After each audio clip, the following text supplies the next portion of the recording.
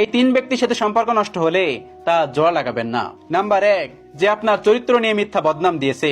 যে মানুষটা আপনার চরিত্র নিয়ে মিথ্যা বদনাম দিয়েছে তার সাথে যদি একবার সম্পর্ক নষ্ট হয়ে যায় তার কখনোই জোড়া লাগাবেন না, কারণ সেই মানুষটা সাপের থেকেও ভয়ঙ্কর, একটা বাঘের থেকেও ভয়ঙ্কর, একটা কুমিরের থেকেও ভয়ঙ্কর। নাম্বার 2, যে কোনো অর্থনৈতিক লাভের জন্য আপনাকে ঠকিয়েছে।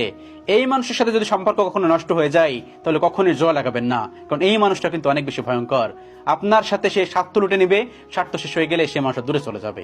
এই মানুষটা খুব খারাপ। নাম্বার 3, যে আপনার সঙ্গে বিশ্বাসঘাতকতা করেছে। যে মানুষটা আপনার সঙ্গে বিশ্বাসঘাতকতা করেছে তার সাথে কখনোই আর সম্পর্ক জোড়া লাগাবেন না, কারণ সেই মানুষ কতটা খারাপ যে আপনার সঙ্গে বিশ্বাসঘাতকতা করেছে।